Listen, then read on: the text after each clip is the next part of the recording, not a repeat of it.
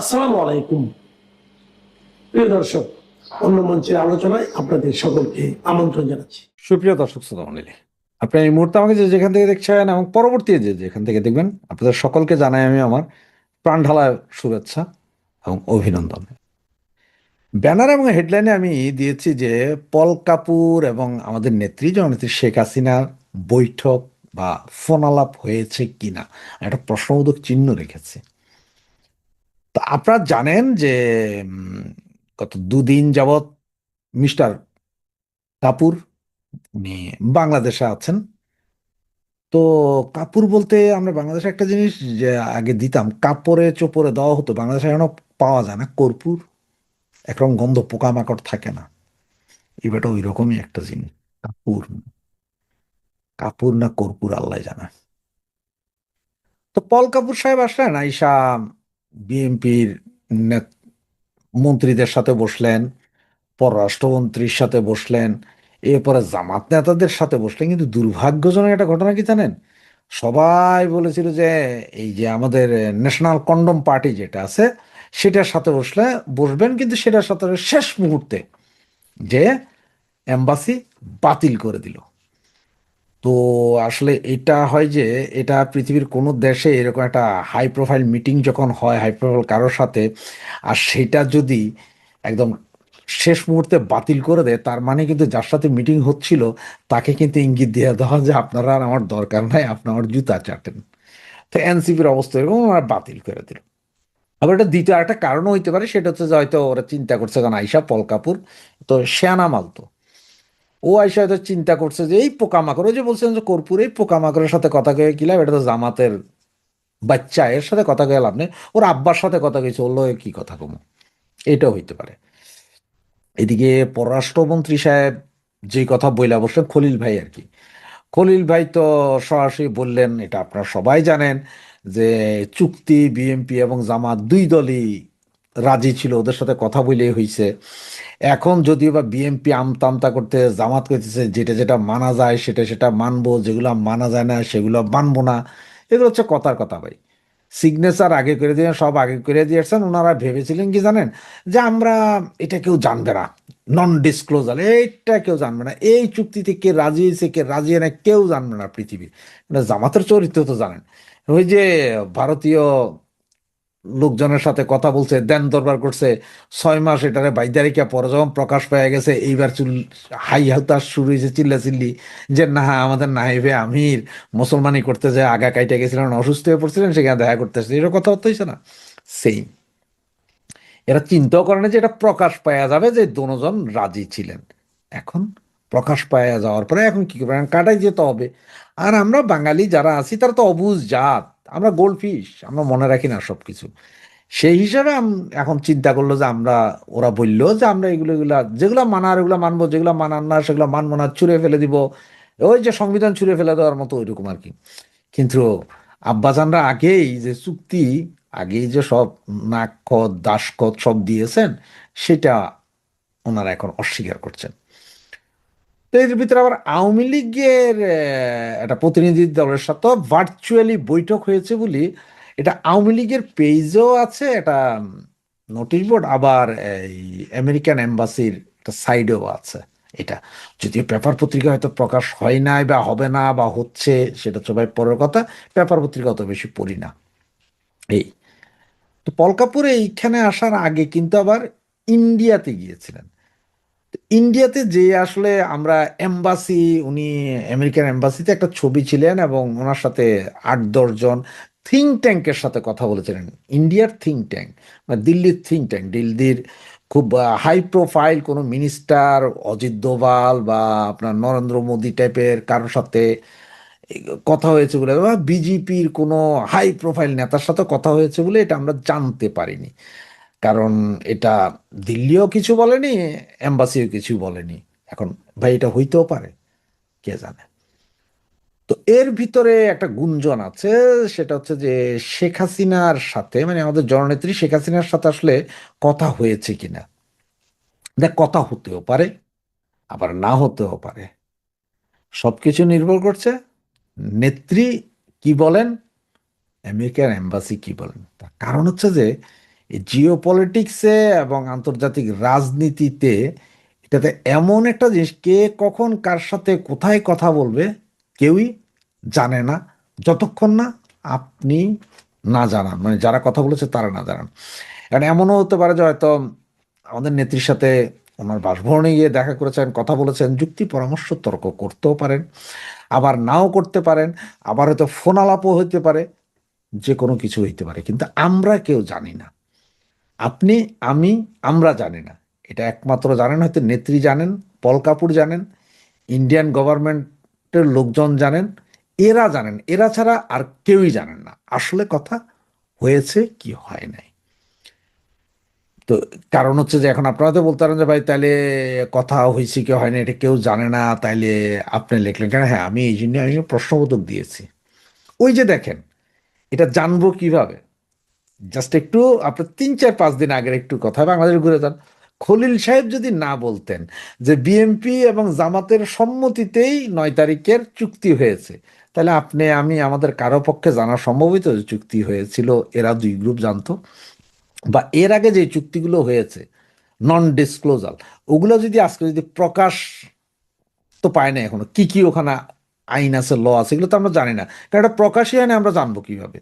এইটা প্রকাশ হয়ে গেছে, আমরা জানছি। তার কারণ হচ্ছে যে এখানে আরো 2টা চুক্তি হওয়ার কথা, স্ট্র্যাটেজিক আরো 2টা চুক্তি, সামরিক চুক্তি হওয়ার কথা, যে 2টা চুক্তি আমাদের নেত্রীর সাথে করার চিন্তা করেছিল বা প্রচুর প্রেশার ছিল, হয় নাই। তবে এইখানে পল কাপুর একটা কথা দুই দলকেই বুঝাই দিয়ে গেছে, মানে আপনার জামাত এবং বিএনপিকে, যে আওয়ামী লীগকে রাজনীতি করার সুযোগে দিতে হবে বা ব্যবস্থা করতে হবে। আর সেটা কিভাবে ব্যবস্থা করবে বা কিভাবে আসবে, সেটা এই দলগুলোরই বলতে হবে, এই বিএনপি বা জামাতকেই বলতে হবে কিভাবে। তার কারণ হচ্ছে যে এই দোনোটা দলই তো রাজি ছিল যে আওয়ামী লীগকে ব্যান করে দেবে। কারণ আওয়ামী লীগ যদি থাকতো মাঠে, তাহলে তো নির্বাচন করে আসাটা খুবই কষ্টকর হতো। তো এই কষ্টকরটা যাতে না হয়, সেই জন্য ব্যান করা হয়েছে।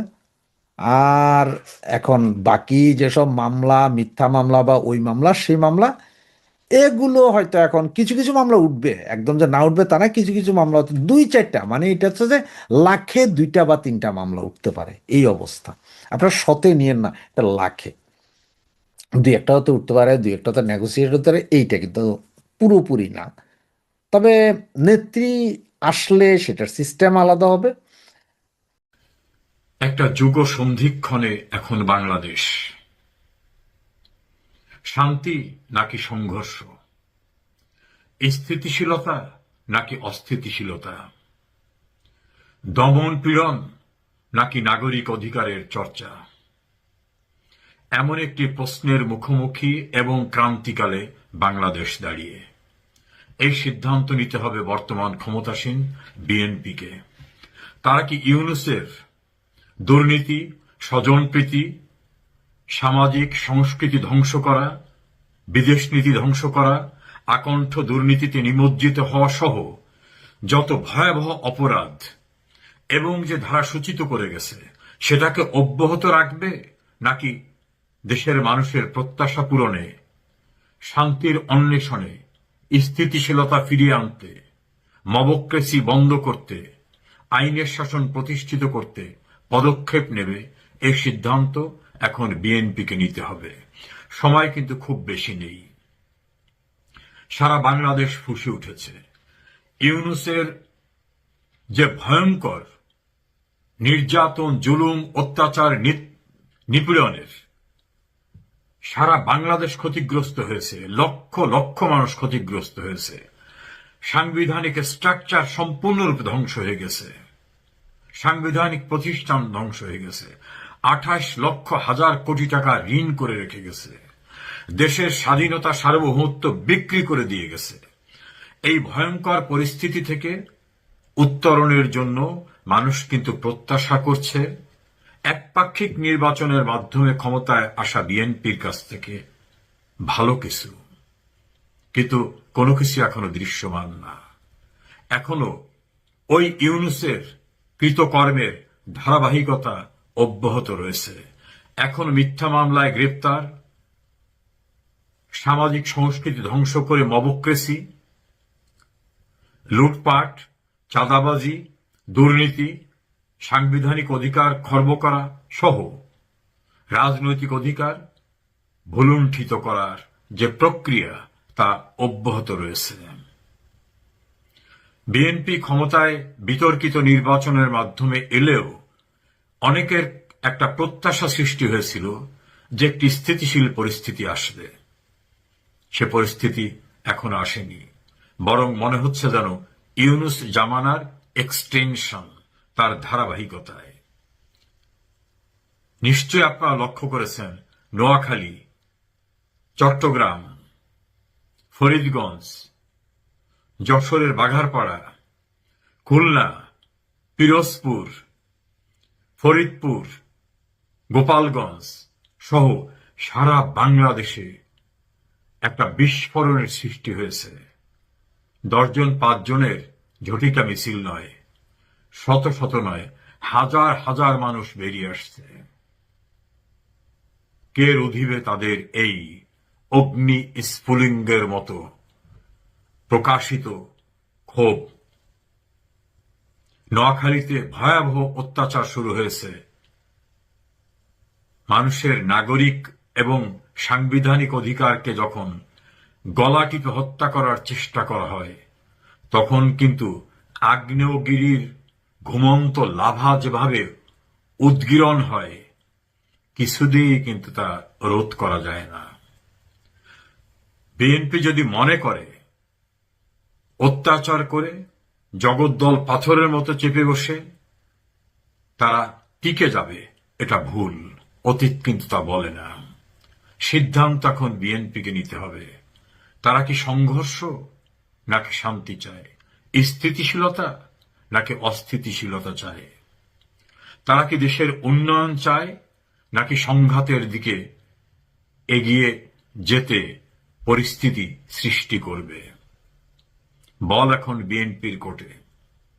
তারা যদি বিভ্রান্ত হয়ে রং অ্যাডভাইজে ইউনূসের স্টাইলে অত্যাচার, নির্যাতন, উৎপীড়ন করে টিকে থাকতে চায়, দ্রোহের আগুনে পুড়ে ছাই ভস্ম হয়ে যাবে। আমি আহ্বান জানাবো, অনুরোধ করব, সংঘর্ষ নয়, শান্তির পরিবেশ সৃষ্টি করুন। অস্থিতিশীলতা নয়, স্থিতিশীলতার দিকে এগিয়ে যাওয়ার জন্য পদক্ষেপ নেন। দেশের অর্থনীতি ভয়ঙ্কর পরিস্থিতিতে, সাংবিধানিক প্রতিষ্ঠান ধ্বংস, বিদেশের সঙ্গে সম্পর্ক নাই, সামাজিক যে সংস্কৃতি ছিল সেটা অভদ্র বেয়াদব তৈরি করার ভিতর থেকে সেটাকে ধ্বংস করা হয়েছে। বিচার বিভাগ, আইনের শাসন একেবারেই ধ্বংস হয়ে গেছে।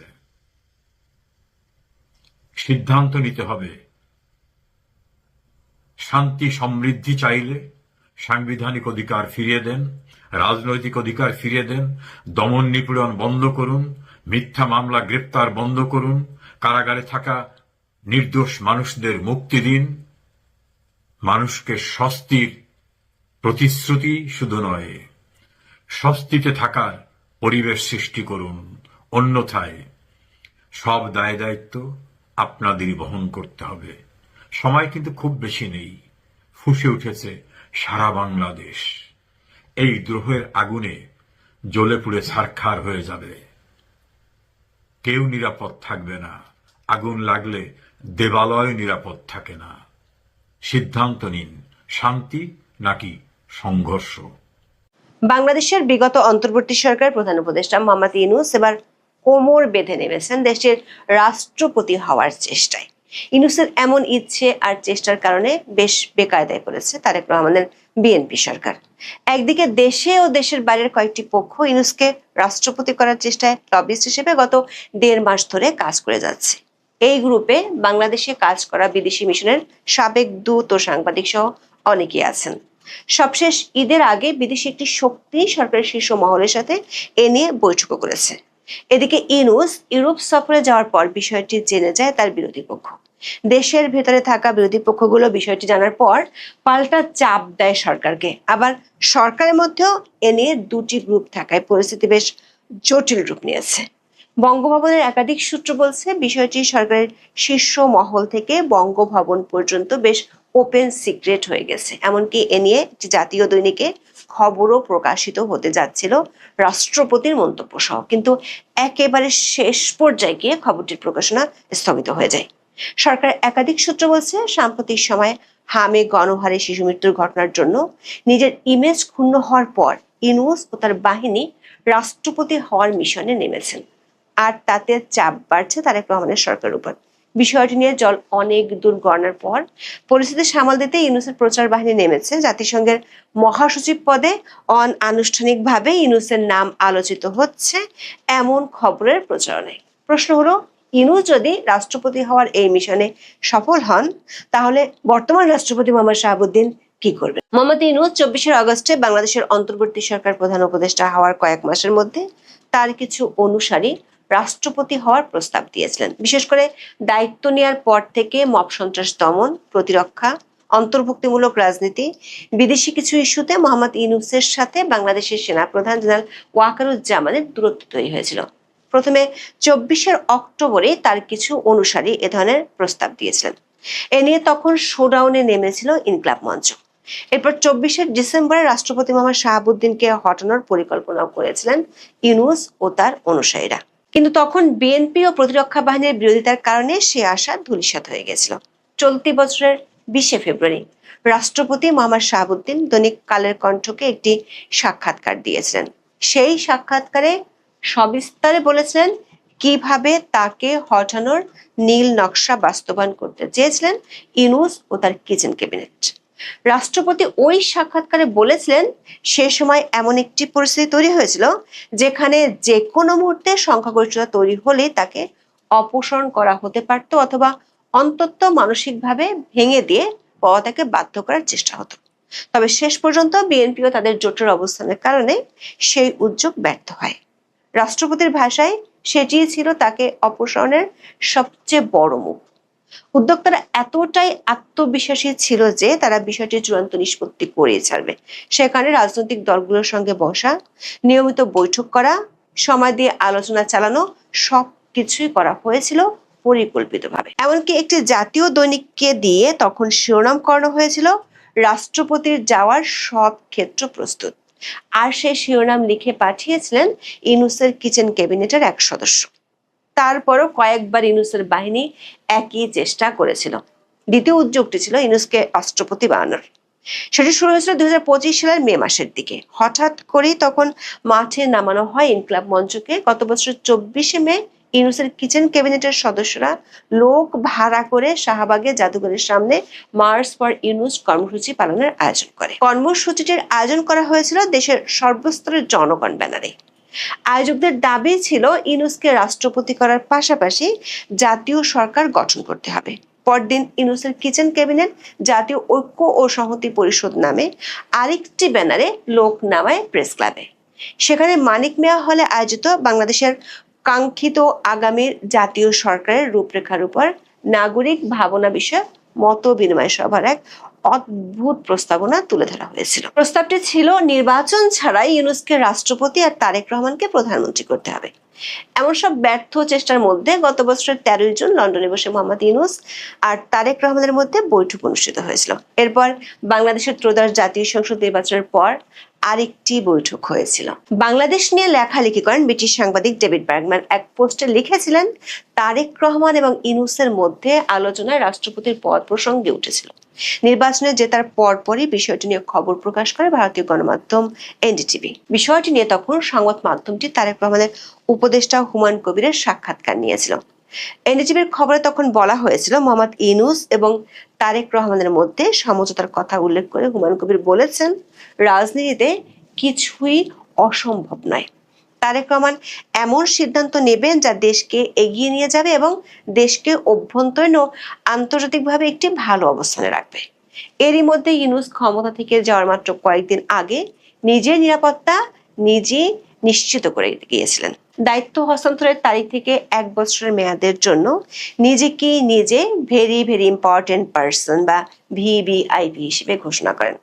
13তম জাতীয় নির্বাচনের 2 দিন আগে 10 ফেব্রুয়ারি এই গেজেটটি জারি করা হয়। নির্বাচনের 1 মাসের মধ্যে হামের প্রাদুর্ভাবে শত শত শিশুর মৃত্যু হলে পরিষ্কার হয়ে যায় ইউনূস ও তার স্বাস্থ্যমন্ত্রী নূরজাহান বেগমের অবহেলা আর অদক্ষতা।